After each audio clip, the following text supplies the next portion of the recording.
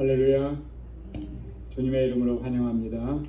오늘 이 시간 우리 마음을 다하고 뜻을 다하고 정성을 다해서 하나님께 예배드리겠습니다. 다 같이 기도하겠습니다.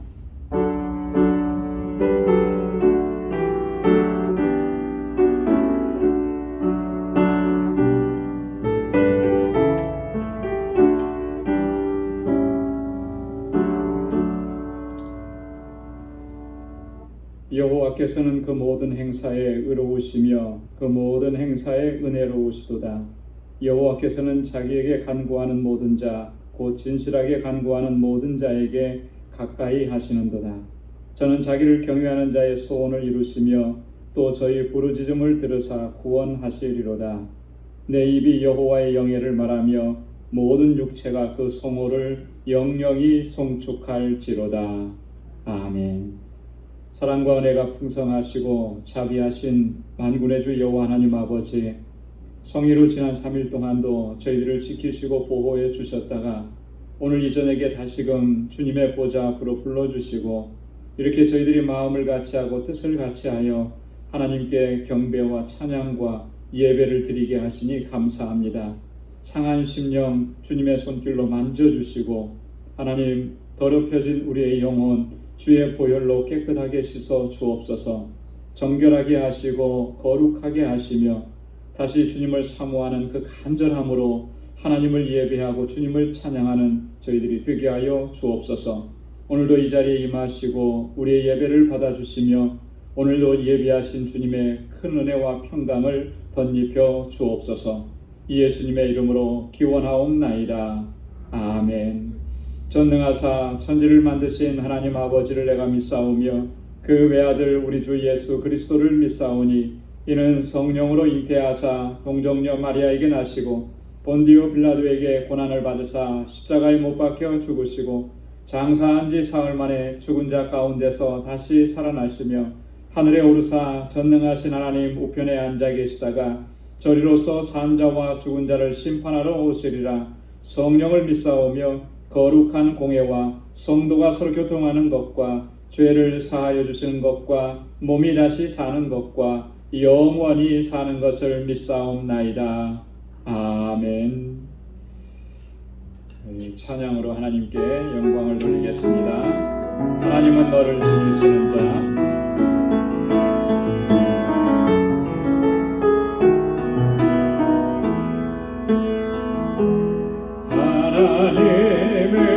너를 지키시는 자, 너의 우편에 그늘 되시니 낮에와 밤의 달도 너를 해치 못하리. 하나님은 너를 지키시는 자, 너의 환난을 면케하시니 그가 너를 도우시리라. 너의 출입을 지키시리라. 눈을 들어 산을 보아라. 너의 도움 어디서 오나. 천지 지으신 너를 만드신 여호와께로다. 하나님은 너를 지키시는 자, 너의 우편에 그늘 되시니 낮에와 밤의 달도 너를 해치 못하리. 하나님은 너를 지키시는 자, 너의 환난을 면케하시니 그가 너를 도우시리라. 너의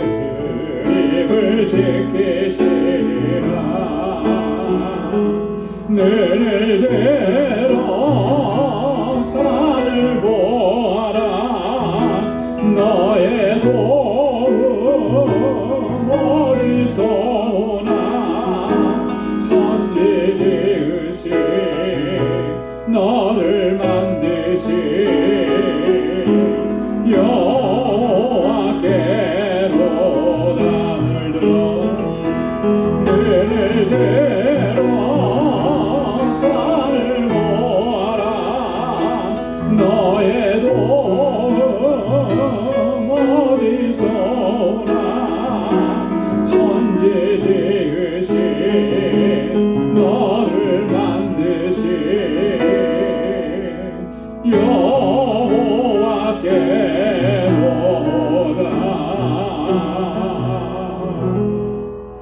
아멘. 나의 도움은 천지를 지으신 여호와 하나님께로부터 오는 줄로 믿습니다. 너 근심 걱정 말아라. 주 너를 지키리.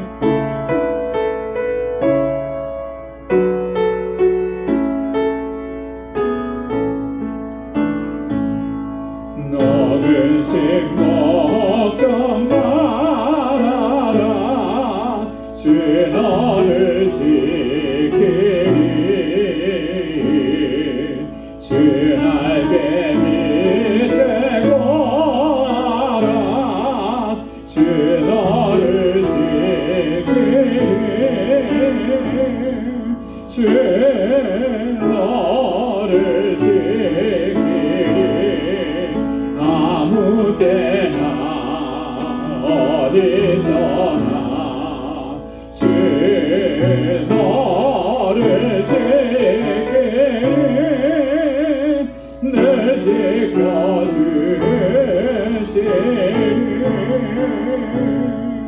어려워 낙심될 때에 주 너를 지키리. 위험한 일을 당할 때 주 너를 지키리. 주 너를 지키리. 아무 때나 어디서나 주 너를 지키리. 늘 지켜주시리.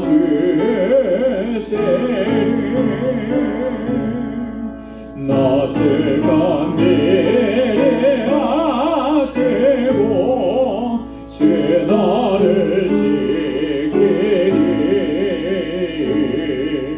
구하는 것을 주시며 주 너를 지키리. 주 너를 지키리. 아무 때나 어디서나 주 너를 지키리. 늘 지켜주시리.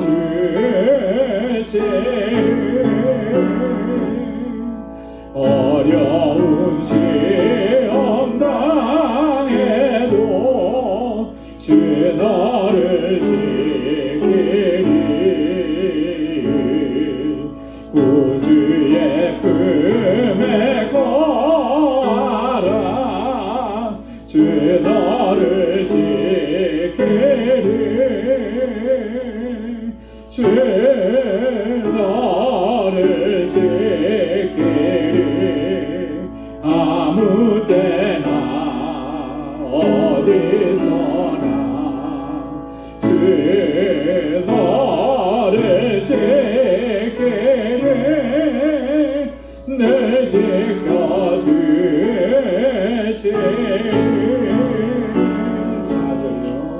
어려운 시험 당해도 주 너를 지키리.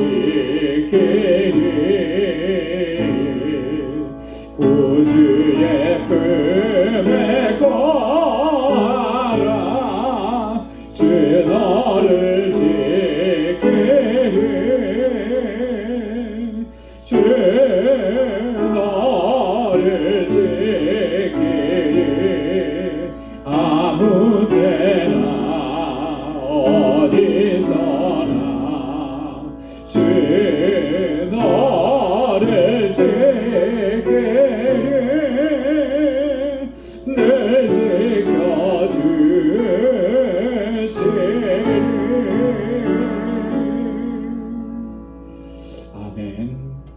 아무 때나 어디서나 우리 주님 늘 우리를 지키시고 승리하게 하실 줄로 믿습니다.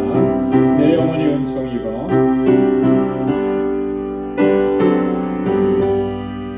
내 영혼이 은총이고 증한 죄짐 벗고 보니 슬픔 많은 이 세상도 남극으로 와도다.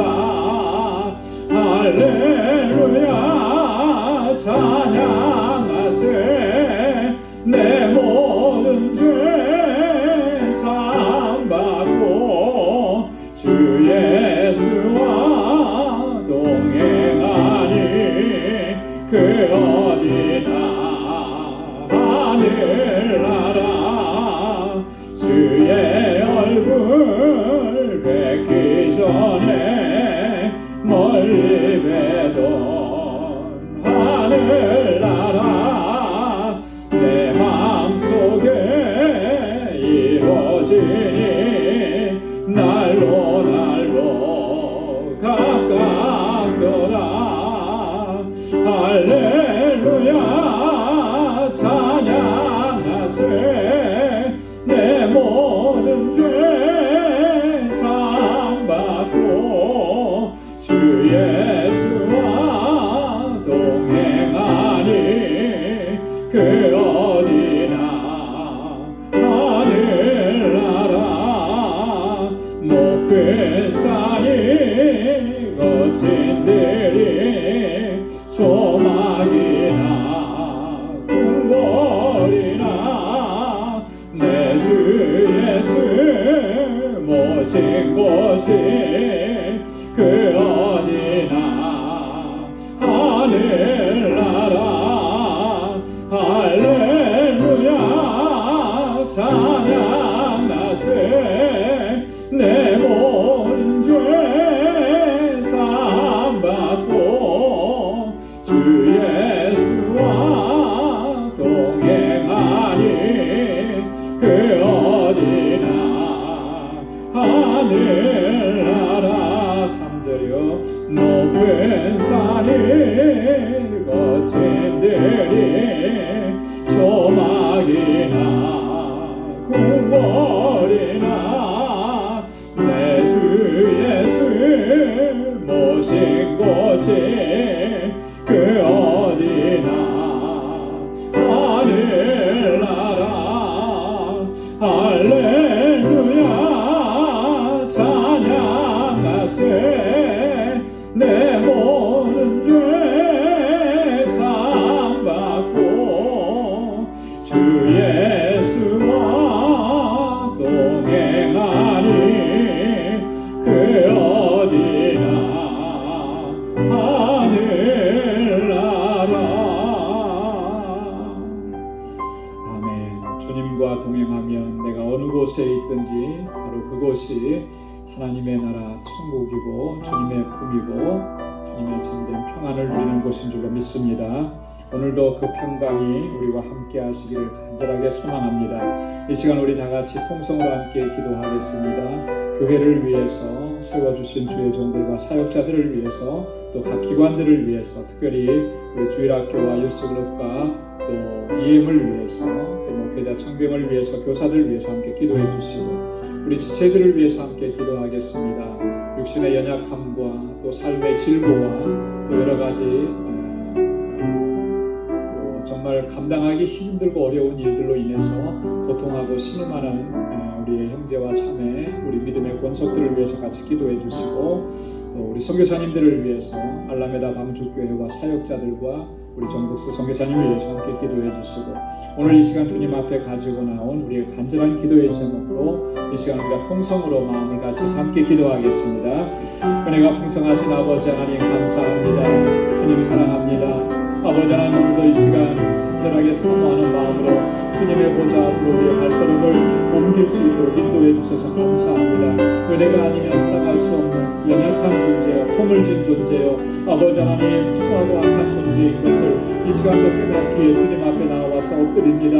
아버지 하나님, 나의 허물과 죄악을 주님 앞에 고백합니다. 우리의 연약함을 고백합니다. 불순종을 고백합니다. 아버지 하나님, 이기적인 욕망을 따라서 살아왔음을 고백합니다. 주님, 용서하여 주옵소서. 아버지 하나님, 우리의 심경을 정결하게 하옵시고 주여 정직한 영을 내 안에서 새롭게 하여 주옵시고 진실함으로 주님을 섬길 수 있도록 도와주시고 아버지, 날마다 은혜를 사모하며 주님께 더 가까이 나아가고 아버지, 우리 주님과 동행하는 삶을 살아갈 수 있도록 주여 우리를 붙잡아 주시고 아버지, 우리의 믿음을 더욱 견고하게 하여 주옵소서. 수많은 아버지 하나님 혼란과 고난과 슬퍼와 유혹 속에서도 아버지 넉넉히 이겨낼 수 있는 굳건한 믿음을 허락하여 주시고 아버지 하나님, 날마다 성령의 충만한 가운데에서 주의 주시의 능력을 행할 수 있도록 인도하여 주옵소서.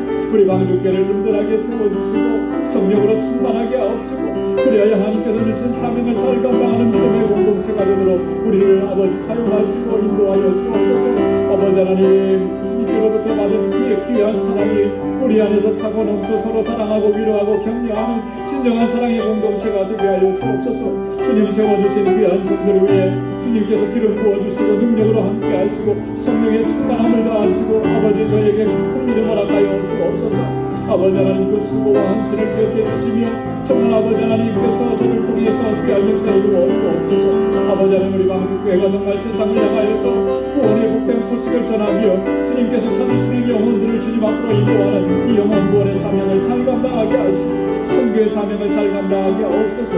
서로 사랑하고 위로하고 격려하는 진정한 사랑의 공동체가 되게 하여 주옵소서. 아버지 하나님, 이곳에서 전하는 귀한 시민들 위해 은혜 위에 은혜를 더하시고 주의 성령의 능력으로 충만하게 하시고 저들이 정말 하나님 잘 경외하고 믿음으로 살게 하셔서 이 세대 가운데 정말 다윗과 같이 다니엘과 같이 귀하게 하나님의 영광을 위해서 쓰임받는 주의 아들과 딸들이 되게 하여 주시옵소서. 하나님, 고통 중에 신음하는 주의 자녀들이 있습니다. 주의 손으로 만져주시고 위로하시고 주님의 치유와 회복의 은혜를 하여 주옵소서. 우리의 힘과 능력으로는 감당할 수 없는 문제 앞에서 하나님, 주님 앞에 엎드려 기도하는 주님의 자녀들을 기억하여 주시고 아버지, 긍휼을 베풀어 주옵소서. 하나님, 그 가운데서 참된 자유와 평강을 누리게 하시고 그 태산과 같은 문제들이 주님의 능력으로 해결되는 놀라운 역사들을 허락하여 주시옵소서. 우리 사랑하는 성도들의 가정에 주님의 참된 평안을 허락하여 주시고 저들의 걸어가는 걸음걸음을 주님께서 형통하게 인도하여 주시옵소서. 어디에 있든지 무엇을 하든지 하나님의 영광을 위해서 사랑하는 믿음의 아들과 딸들이 되도록 저희를 붙잡아 주시옵소서.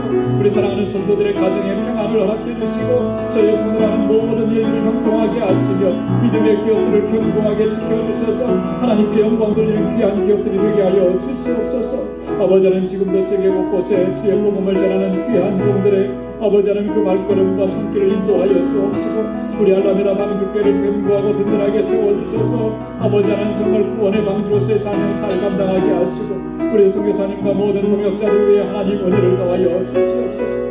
오늘도 주님 앞에 하나님 간절한 기도의 제목을 가지고 나와서 이 시간도 주님께 간구하고 부르짖고 기도합니다. 주여, 응답하여 주옵시고 날마다 매일매일의 순간순간이 하나님의 역사와 기적을 체험하는 복된 삶이 되게 하시고 주님과 동행하는 삶을 살아갈 수 있도록 도와주옵소서. 오늘도 주님의 말씀 앞에 겸손하게 세워주시니 감사합니다. 주의 말씀으로 우리를 새롭게 하여 주시고 정말 결단하고 주님을 끝까지 따라가는 믿음의 용사들이 되게 하여 주시옵소서. 오늘도 함께해 주시는 걸 믿고 감사드립니다. 예수님의 이름으로 간절히 기도드리옵나이다. 아멘.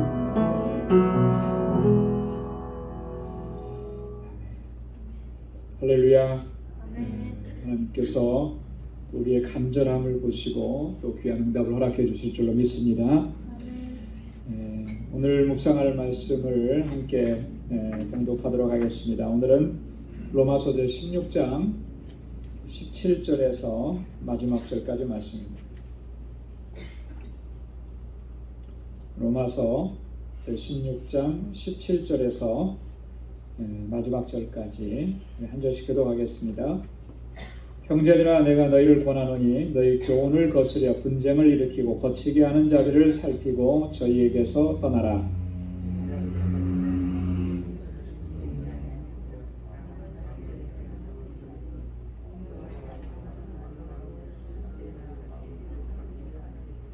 너희 순종함이 모든 사람에게 들리는지라. 그러므로 내가 너희를 인하여 기뻐하노니 너희가 선한 데 지혜롭고 악한 데 미련하기를 원하노라.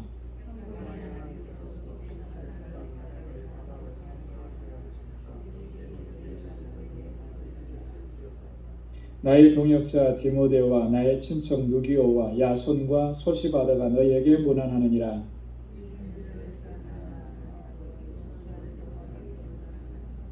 나와 온 교회 식주인 가이오도 너희에게 문안하고 이 성의 제모 에라스도와 형제 구아도도 너희에게 문안하느니라.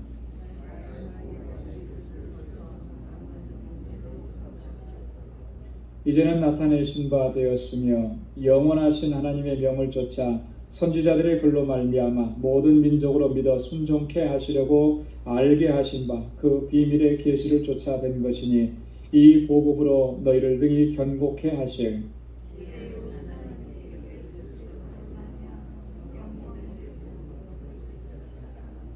아멘. 우리가 지난주에는 모이지를 못했고요. 그 전주에 로마서 16장 1절에서 또 16절까지의 말씀을 우리가 살펴봤습니다. 다 마치지를 못했습니다. 1절부터 16절까지는 바울이 이 동역자들을, 자신과 함께 동역을 했던 동역자들을 소개하는 그런 내용들이었습니다. 그래서 여기 보면은 수많은 동역자들이 소개되어지고 있는데, 우리가 여기에 나오는 사람들을 다 이렇게 알지 못해요. 딱 한 번 여기에만 등장하는 사람들이 굉장히 많고, 또 그 이름도 밝혀지지 않는 사람들이 또 많이 있습니다. 대표적인 사람들이 1절과 2절에 보면 베베라고 하는 사람이 있었고요. 그죠? 여러분, 베베는 어떤 역할을 했던 사람이라고 그랬습니까? 그거는 기억해야 되는데요. 로마서를 공부하면서 베베가 어떤 일을 했죠? 다 잊어버리셨어요. 너무 빨리 잊어버려도 안 돼요. 이 베베는 바울이 쓴 이 로마서, 이 편지, 로마 교회에 보내는 편지를 들고 로마까지 갔던 사람입니다. 그러니까 로마에 보내는 바울의 이 편지를 들고 그 편지를 전달했던 사람이 베베라고 하는 거예요. 그거 꼭 기억하시고, 이 베벨은 겐그리아 교회의 일꾼이다 그랬습니다. 이 겐그리아 교회에서 정말 귀중하게 사역을 하는, 헌신적으로 사역하는 그런 사역자였다라고 하는 거예요. 그런데 바울이 자신이 쓴 편지를 인편으로 이렇게 전달해 보낼 때 그것을 맡길 수 있을 정도로 바울이 신뢰하는 그런 사역자라고 하는 것을 우리가 짐작해 볼 수가 있죠. 두 번째로는 누가 있었습니까? 브리스길라와 아굴라. 3절과 4절에 보면, 여러분이 브리스길라와 아굴라는 바울이 고린도에서 사역을 할 때 그때 이제 만났던 동역자들이에요. 이미 이 사람들은 로마에서부터 하나님을 신실하게 섬겼던 사람이고, 또 로마에서 유대인들을 추방하는 황제의 명령이 떨어졌을 때 그때 이제 고린도로 이주해 왔고, 여기서 이제 바울과 만나서 함께 동역을 합니다. 업이 같았다 그랬어요. 그죠? 어떤 업이었습니까? 장막을 만드는 업이 같았어요. 그러니까 바울이 자비량 선교를 지향하는데 그 선교 자금이라든지 이런 것들을 준비하는 과정에서 함께 그런 일들도 하면서 이렇게 바울의 사역을 동역을 했다라고 하는 겁니다. 근데 이 브리스길라와 아굴라의 특징이 있습니다. 그게 뭐냐면 4절 말씀에 보니까 저희는 내 목숨을 위하여 자기의 목이라도 내어놓았나니, 이렇게 자기의 목숨을 바쳐서 바울과 함께 동역을 했던 사람. 자, 그러니까 브리스길라와 아굴라를 생각하면 바울이 얼마나 든든했겠어요. 그죠? 나를 위해서, 또 이 사역을 위해서, 복음의 사역을 위해서 자기의 생명을 내어놓고 헌신적으로 그렇게 사역을 하니까 그런 동역자가 있다라고 하는 게 얼마나 큰 힘이 되겠습니까? 여러분, 우리 사역자들은요, 하나님께서 주시는 능력으로도 물론 그것이 절대적인 하나님의 능력으로 감당하는 것이지만, 그 하나님께서 주시는 능력이 딱 그렇게 어떤 기적과 이렇게 그런 어떤 말씀을 잘 전하는 능력과 이것으로만 나타나지는 않는 거예요. 그 하나님의 도우시는 능력은 이렇게 주변에 함께 동역하게 하는 동역자들을 많이 붙여주시는 거죠. 그렇게 해서 복음의 사역을 같이 감당하도록 그렇게 하나님 역사하신다라고 하는 사실이에요. 그래서 우리가 함께 동역하는 사람들을 정말 소중하게 여기고 또 귀하게 여기고 또 배려하고 존중하고 또 그들의 필요를 또 채워주고, 여러분 나에게 어떤 직분과 사명을 맡기셨을 때 나에게 동역자도 붙여주시지만 또 반대로 나는 또 누구예요? 또 다른 사역을 위해서는 하나님께서 나를 동역자로 쓰시기를 원하십니다. 그러니까 동역을 받기도 하고 내가 동역자도 되기도 하고 그러는 것입니다.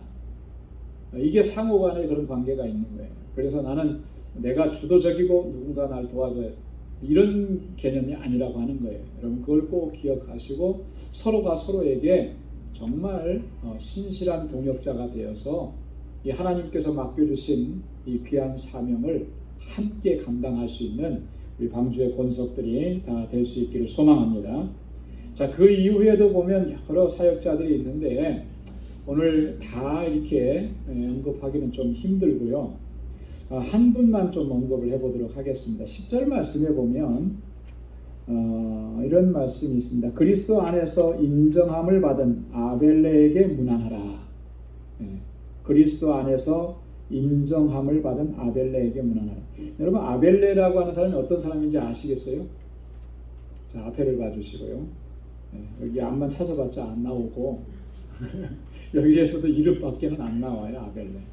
근데 여기서 이제 아벨레라고 하는 사람이 어떤 사람이었느냐 설명해 주는 구절이 있어요. 여기 보니까 뭐라 그랬습니까? 그리스도 안에서 인정함을 받았다. 인정을 받았다라고 하니까 대단한 사람인 것은 맞는 것 같아요. 그죠? 근데 인정함을 받았다라고 하는 의미가 원어에서는 어떤 의미를 가지고 있느냐라고 하는 거예요. 이 헬라어 원어로 된 그 원어의 의미는 이런 뜻을 가지고 있습니다. 인정받았다라고 하는 것이 연단을 받은 후에 그 연단을 이겨내고 인정을 받는 것, 그것을 의미하는 거예요.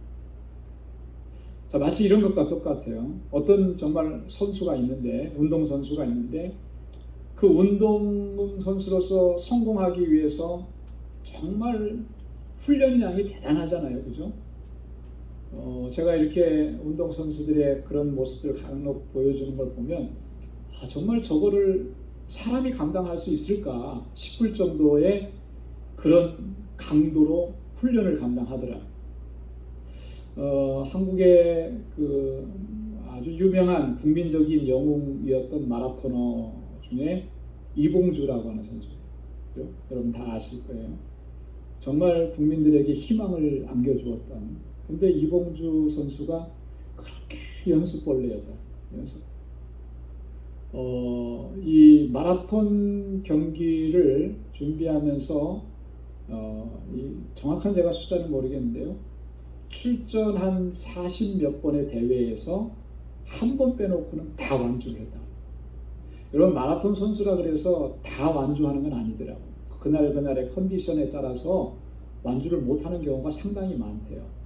근데 이봉주 선수는 그렇게 마라톤을 했답니다. 근데 이 이봉주 선수가 마라톤을 하기에 뭐 적합한 체격이고 그랬느냐면 그러지 못했다라고 하는 거예요. 그런데 그런 모든 장애물들을 이겨내고 정말 세계적인 마라토너가 됐는데, 물론 지금은 너무나 고통스러운 시간들을 보내고 있는 것으로 알고 있습니다.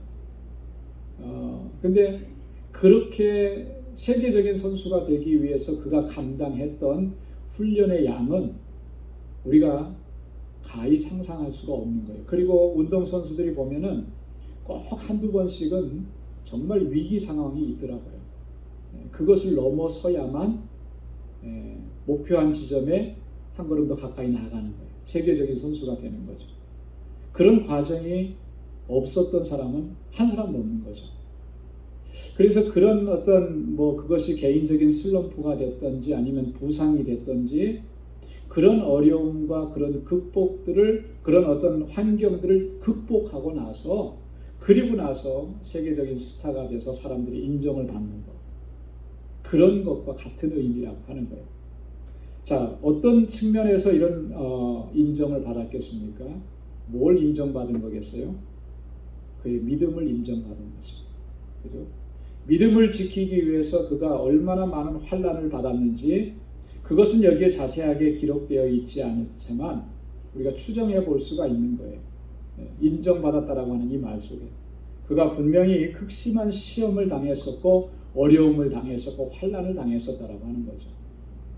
그런데 그것을 믿음으로 극복하고 이제 그리스도 안에서 인정함을 받은 아벨레라고 하는 사람. 여러분 우리가 이런 모습들을 보면서 도전을 받는 것입니다. 우리에게 정말 시험이 있고 환난이 있고 감당하기 어려운 일들이 몰려오지요. 믿음이 있다는 것은 뭡니까? 믿음으로 산다는 것은 뭡니까? 하나님께서 도우심을 확신하고 끝까지 주의 도우심을 구하면서 그 믿음으로 이겨내고 견디어내는 거예요. 그것이 진정한 믿음이라고 하는 거죠. 그랬을 때 마지막 순간에는 하나님께서 승리한 자들에게 씌워주시는 영광의 면류관을 우리도 함께 쓰게 될 줄로 믿습니다. 자, 오늘 함께 봉독한 본문의 말씀을 이 시간에는 좀 같이 묵상해 보도록 하겠습니다. 오늘 17절부터 27절까지는 로마서의 마지막 부분이죠. 세 부분으로 우리가 구분해 볼 수가 있는데 17절부터 20절까지는 바울이 로마 교회 성도들에게 마지막으로 권고하고 또 권면하는 그런 내용입니다. 그리고 21절에서 23절까지는 바울의 동역자들이 로마 교회 성도들에게 문안 인사하는 그런 내용들이 또 자세히 기록되어 있고요. 24절은 없다고 기록되어 있죠. 그리고 25절에서 27절까지는 송영입니다. 송영. 하나님께 영광을 돌리는 노래. 자, 그러면 한번 살펴보도록 하겠습니다. 바울이 마지막으로 로마 교회 성도들에게 권고하는 것은 어떤 권고를 주고 있는가? 크게 보면 두 가지예요. 크게 보면 두 가지인데 첫째는 17절에 있는 말씀입니다. 우리 17절 말씀을 함께 같이 읽어보도록 하겠습니다. 다 같이 시작.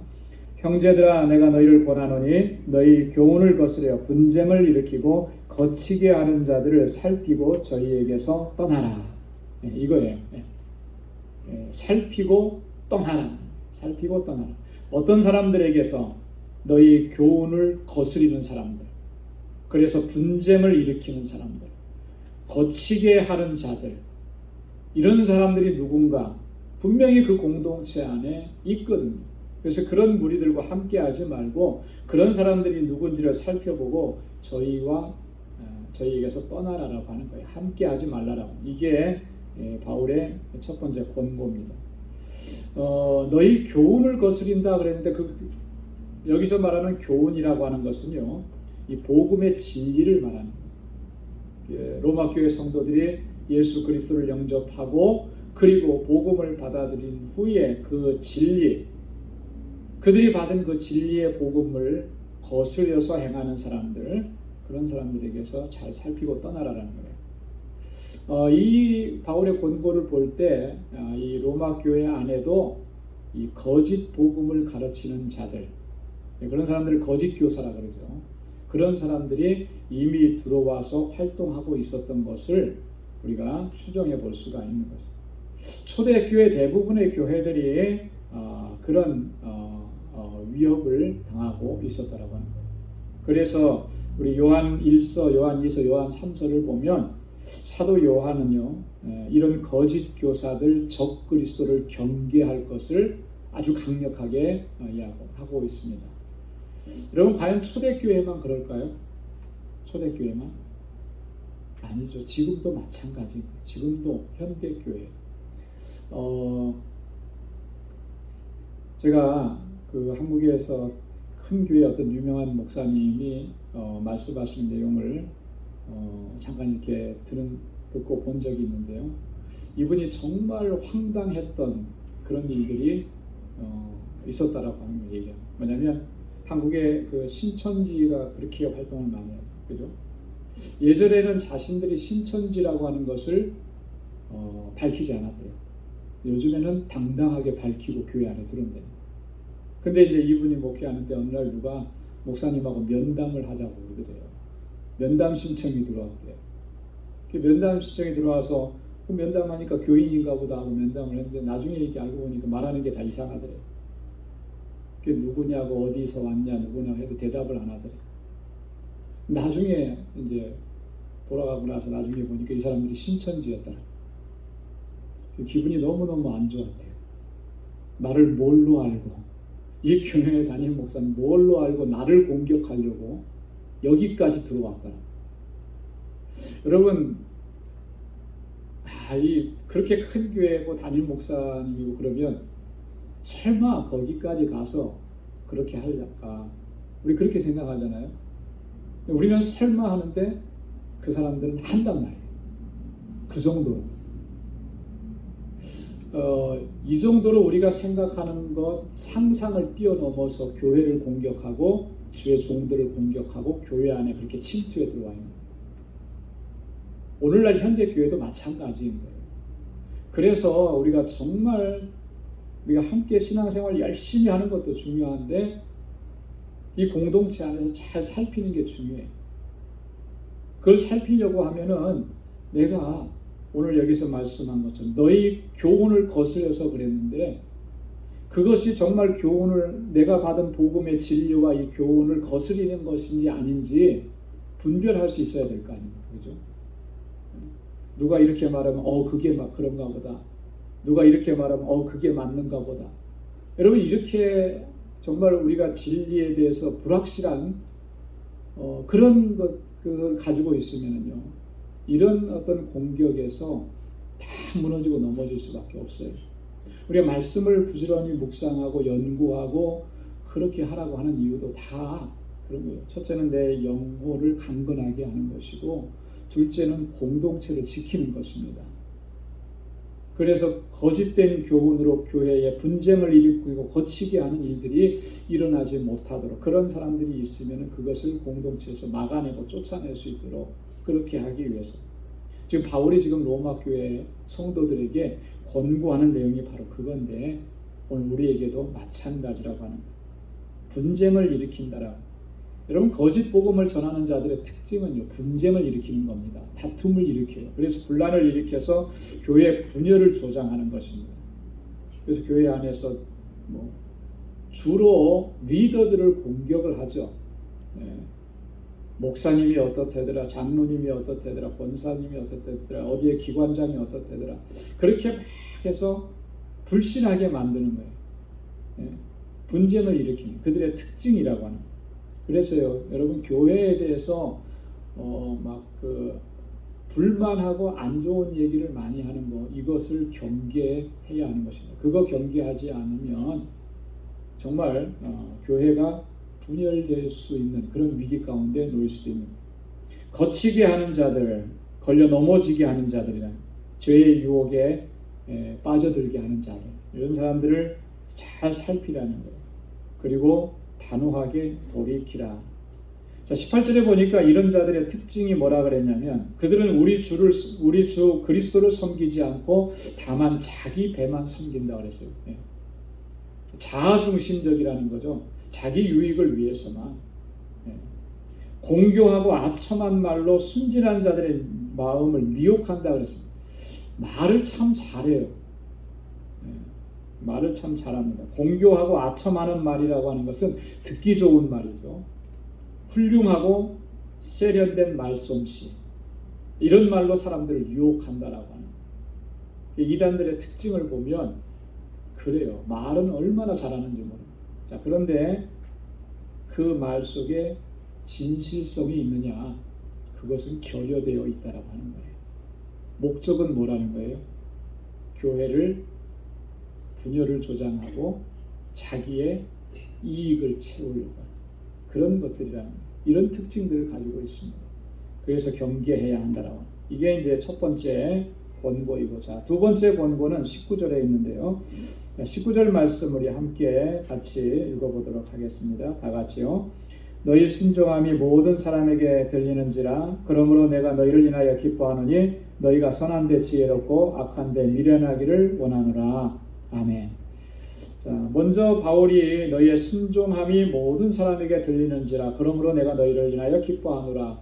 칭찬을 해요. 로마 교회 성도들의 순종의 모습에 대해서 칭찬을 합니다.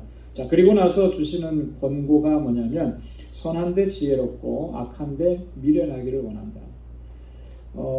선한데 지혜로우라라고 하는 것, 선한 일에 지혜로우라, 민첩성을 얘기하는 거예요. 영적인 민감성을 가지라라고 하는 겁니다. 거짓을 잘 살피고 분별할 수 있는 이 영적인 능력을 갖추어야 한다라고 하는 그런 의미로 주시는 말씀이에요. 그래서 우리가 하나님께서 선하게 여기시는 일이 무엇인지 여러분 이것을 우리가 잘 알고 있어야 되지 않겠어요? 그죠?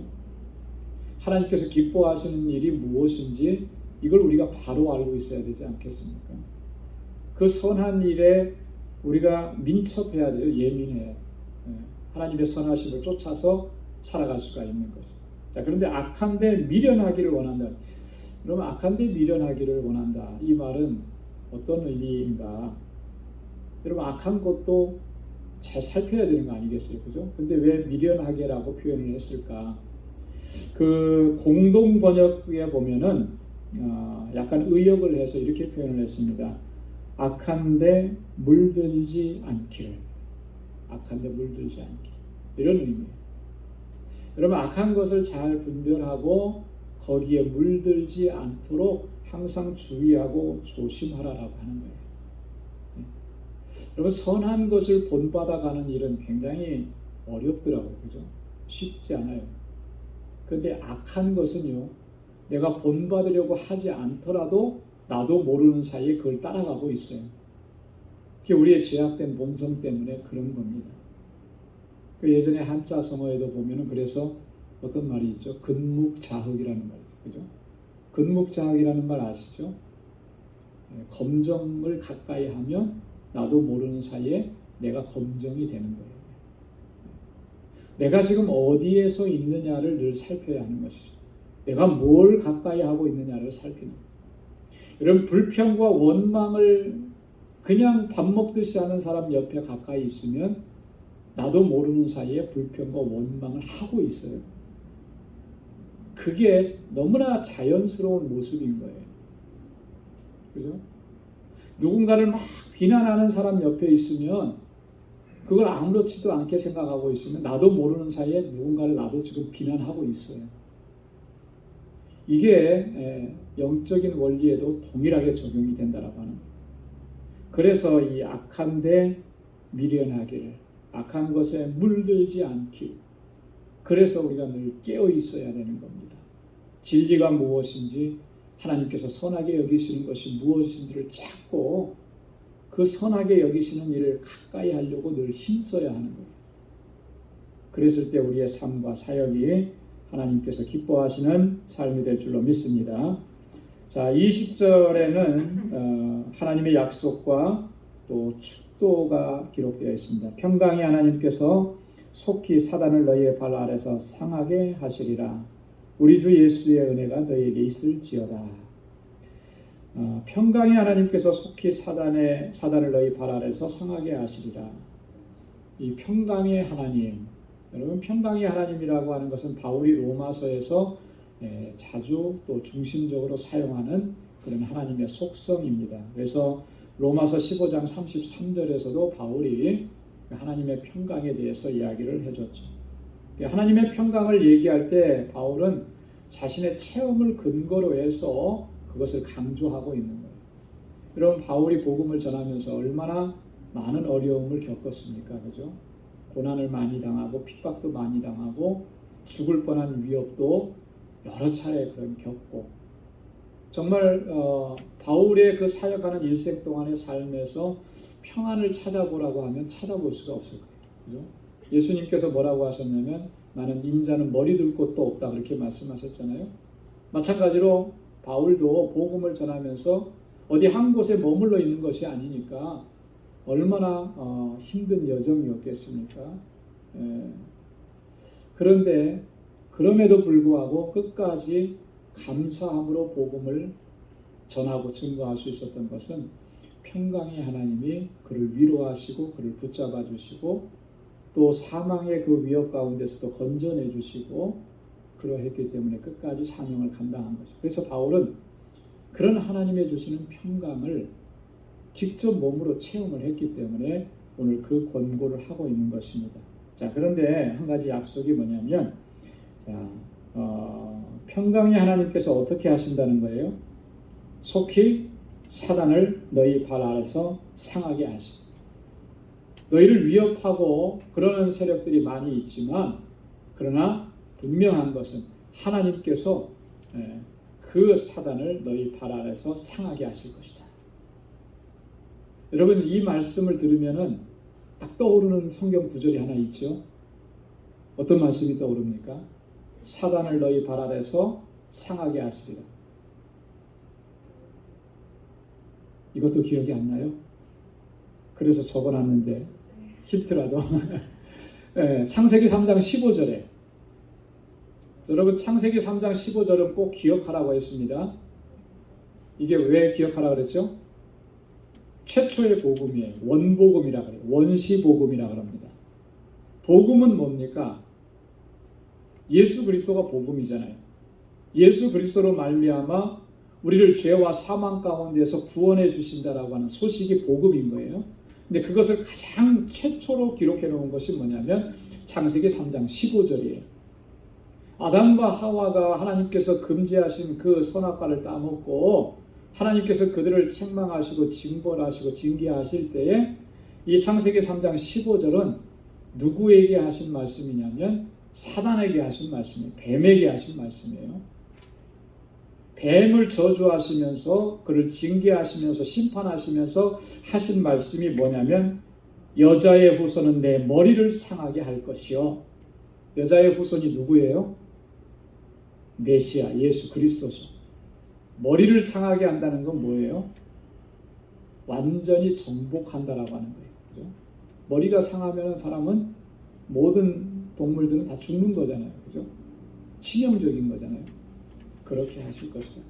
지금 바울은 지금 창세기 3장 15절에서 하나님께서 하신 이 말씀을 가지고 와서 하나님께서 지금 너희 가운데서 그렇게 하실 것이다.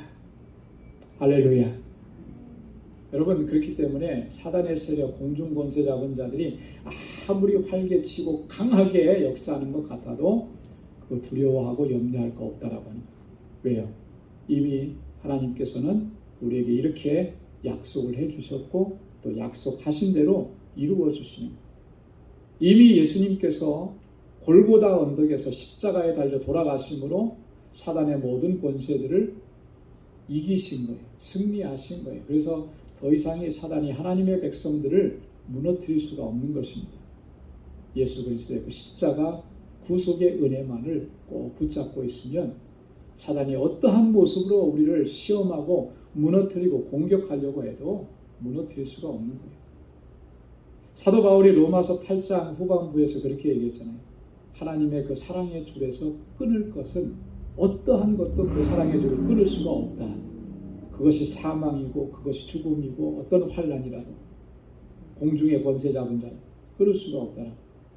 하나님께서 이미 우리를 구원하셔서 하나님의 자녀로 삼으셨기 때문에, 그래서 이 구속의 은혜를 굳게 붙잡는 것, 그것이 믿음의 길에서 승리하는 삶인 줄로 믿습니다.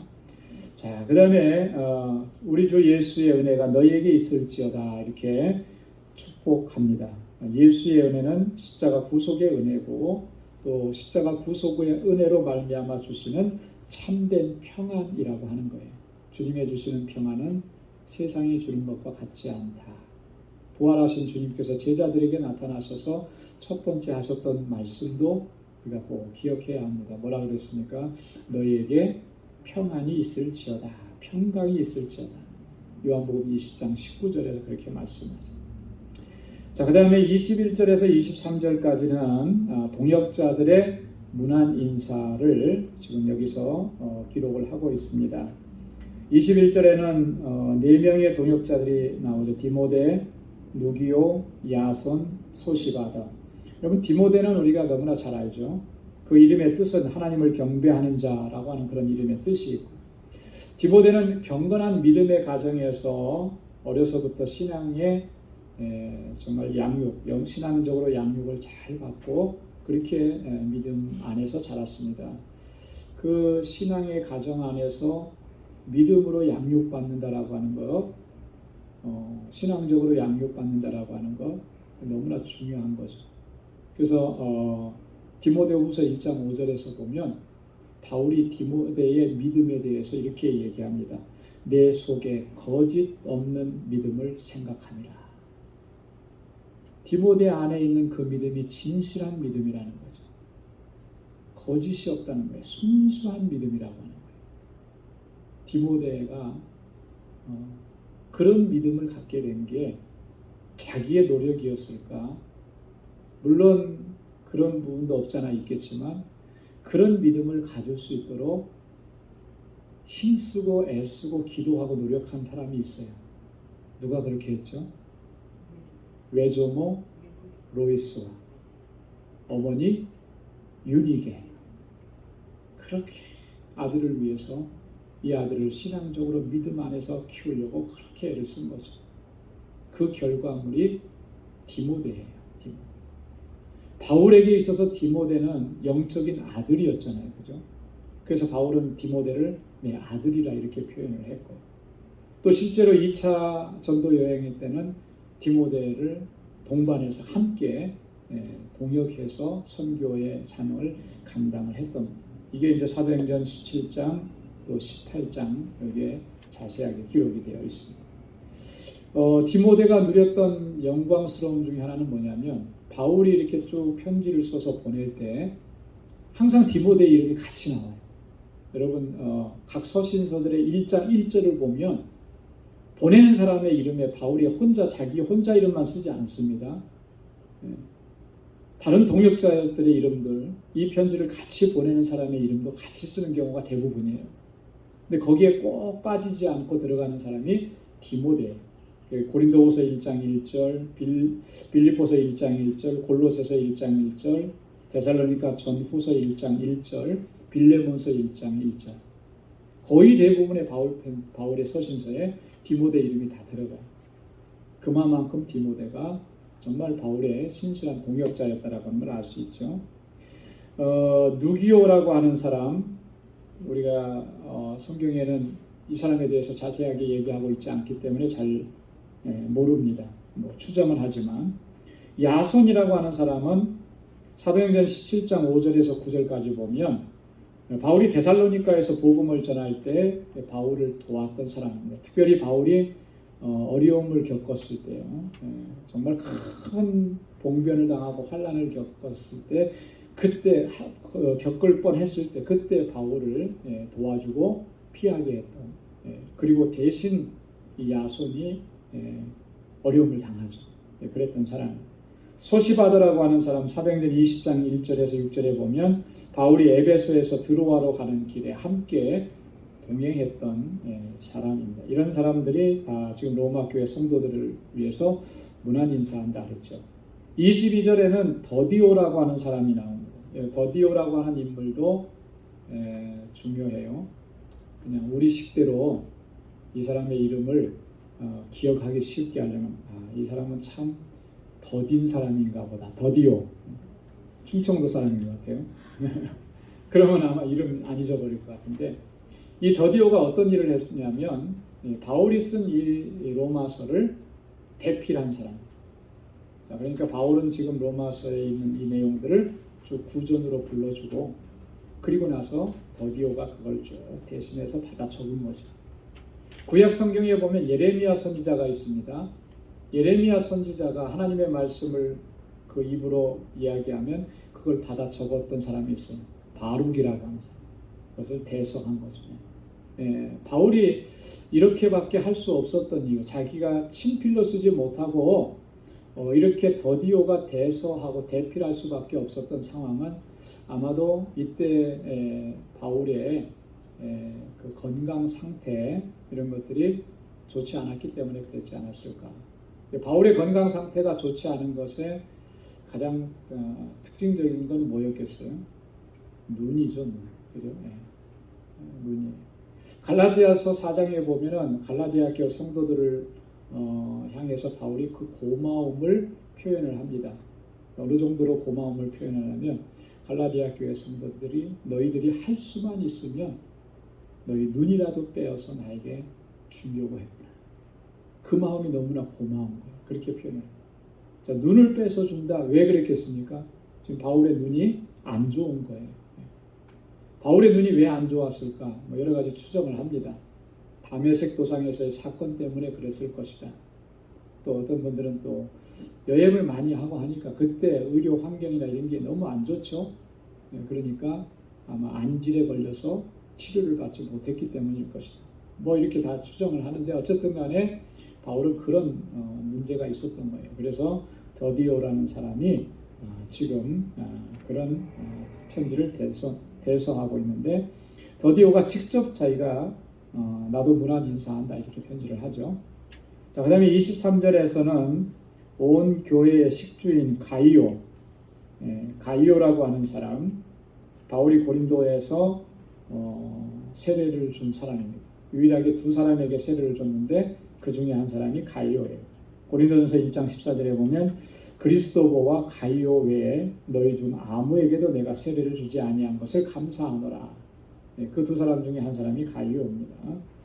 그 다음에 이 성의 제무 에라스도, 제무라고 하는 거죠. 이 성이라고 하는 건 어떤 성이? 고린도시를 얘기하는 거예요. 거기에 제무 관리관, 상당한 지위에 있었던 사람, 이 사람이 이제 같이 문안하고 형제 구아도도, 여러분이 이 성의 제무 에라스도와 형제 구아도, 그러니까 어떻게 보면 문장상으로 보면 어때요? 에라스도의 형제 구아도 같이 보이는데 영어 성경에는 아주 분명하게 했습니다. Our brother, 우리의 형제, 믿음 안에서 우리의 형제된 구아도도 너희에게 문안한다. 자, 이렇게 해서 로마 교회 성도들에게 문안 인사하는 바울의 동역자들을 또 따로 이렇게 소개합니다. 자, 그리고 마지막에 25절에서 27절까지는 송영입니다. 송영. 송영이라고 하는 말은 이 영어로는 뭐라고 독솔로지라고 그러죠. 이 헬라어에서 왔어요. 두 단어가 합해진 겁니다. 독솔로지라고 하는 말은 독사라고 하는, 헬라어 독사라고 하는 말은 영광이라고 하는 그런 뜻이에요. 그 다음에 로지라고 하는 건 로고스라고 하는 거예요. 로고스는 뭐죠? 말씀이라고 하는 거죠. 그러니까 두 단어를 합치면 영광의 말씀이라고 하는 그런 의미가 돼요. 그게 이제 송영입니다. 하나님께 영광을 돌리고 하나님을 찬양하고 하나님을 높이는 그런 노래 말씀을 송영이라 이렇게 표현을 하는 거예요. 자, 근데 여기서 바울이 아주 중요한 사실을 얘기합니다. 뭘 얘기하느냐면 복음에 대해서 얘기하는 거예요. 예수 그리스도에 대해서, 복음이신 예수 그리스도에 대해서 바울이 다시 한번 강조를 합니다. 그러면서 영세전부터 감추었다가 이제는 나타나신 바가 되었다. 이 복음이 영세전부터, 영원전부터 계획되어져 있다가 이제는 우리 가운데 나타나셨다. 그렇게 얘기해요. 그러니까 하나님께서 우리 죄인들을, 인류를 구원하시기 위해서 그 구원의 계획을 언제부터 작정하셨다라고 하는 거예요. 이 우주 만물이 창조되기 이전인 영세전부터 이미 하나님의 계획 안에 있었다라고 하는 거예요. 놀랍지 않습니까? 그죠? 그런 하나님의 지혜를 우리가 어떻게 다 측량할 수가 있겠어요? 그래서 뒤에서 얘기하죠. 하나님의 지혜에 대해서 얘기해요. 이런 하나님의 구원 계획에 대한 지혜를 바울이 얘기하는 것입니다. 여러분, 바울이 에베소서 1장 4절에서도 보면 우리를 구원하시는 그 하나님의 계획을 다시 한번 자세하게 설명을 하는데요. 창세전에 하나님께서 우리를 택하시고 또 하나님 앞에서 거룩하고 흠이 없게 하시려고 하는 이런 놀라운 계획들을 이미 창세전에 하나님께서 계획하셨다라고. 지금 내가 뭔가를 잘했기 때문에, 지금 내가 누군가를 만났기 때문에 그 사람을 통해서 내가 지금 구원받았다, 지금 내가 구원받았다, 이게 아니라 이미 나의 구원은 언제부터 계획된 거라는 거예요. 창세전부터. 그러니 이것이 여러분 나의 구원이 은혜가 아니고 뭐겠습니까? 정말 하나님의 놀라운 신비, 그죠? 신비로운 일, 그 가운데서 이루어진 은혜인 거예요. 그래서 그 은혜에 대해서 우리가 늘 감사하고 하나님을 찬양해야 할 줄로 믿습니다. 영원하신 하나님의 명을 쫓아 선지자들의 글로 말미암아, 여러분, 하나님의 명령을 쫓아서 선지자들이 이미 증거했다라고 하는 거예요. 누구를 증거한 거예요? 복음이신 예수 그리스도, 지금 나타나신 그 예수 그리스도를 이미 선지자들을 통해서, 구약의 하나님의 말씀을 통해서 증거하셨다라고. 우리가 잘 아는 대로 구약의 성경에 보면은 메시아에 대한 예언의 말씀이 곳곳에 담겨져 있잖아요. 그죠? 가장 많이 담겨져 있는 책이 이사야서고요.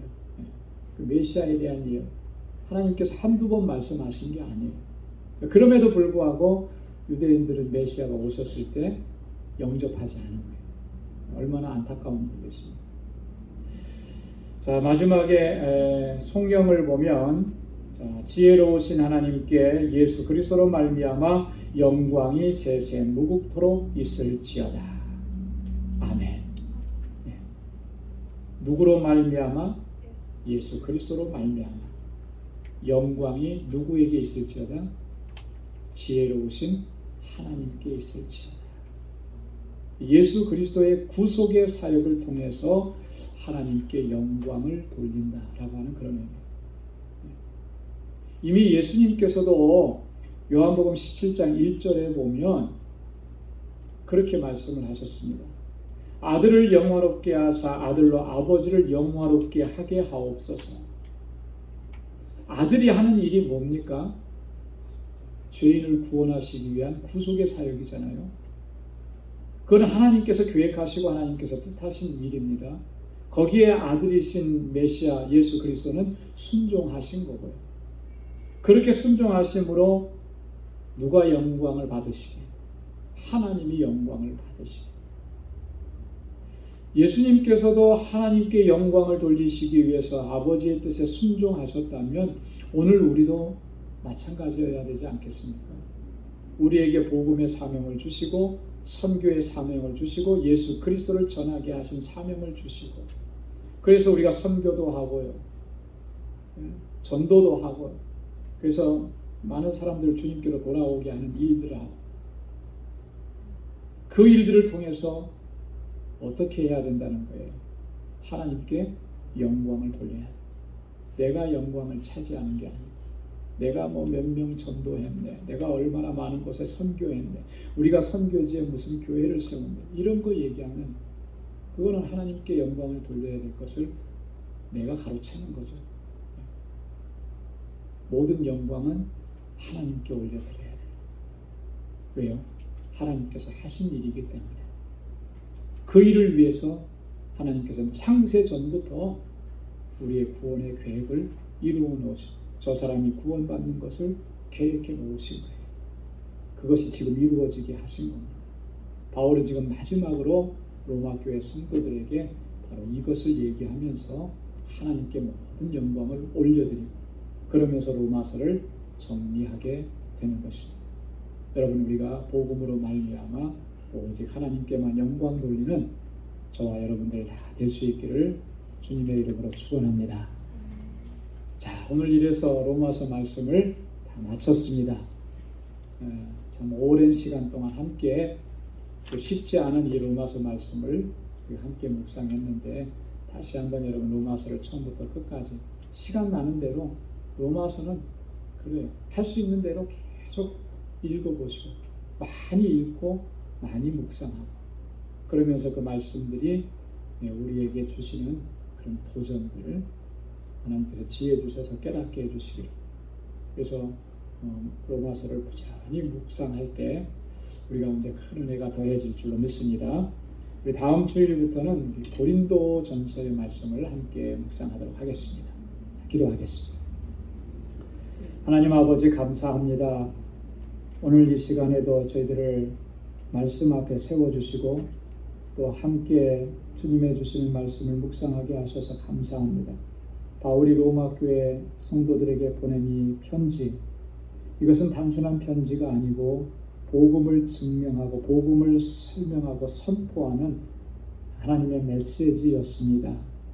하나님 이 말씀들을 우리가 마음에 깊이 새길 수 있도록 도와주시고 또 복음에 대한 바른 이해를 가지고 믿음 안에서 견고하게 설 수 있게 하시고 우리에게 주신 사명이 무엇인지를 바로 알아서 하나님께 온전한 영광을 돌리며 우리의 삶을 살아가고 사명을 감당하는 우리 방주의 권속들이 다 되게 하여 주옵소서. 이제는 우리 주 예수 그리스도의 무한하신 은혜와 하나님 아버지의 크고 놀라우신 사랑과 성령의 위로 교통 충만하심의 역사가 오직 하나님의 영광을 위해서 쓰임받기를 간절하게 사모하는 우리 방주의 모든 믿음의 권속들과 저들의 가정과 직장, 생업의 터전 위에 이제로부터 영원까지 함께 하시기를 간절히 축원하옵나이다. 아멘.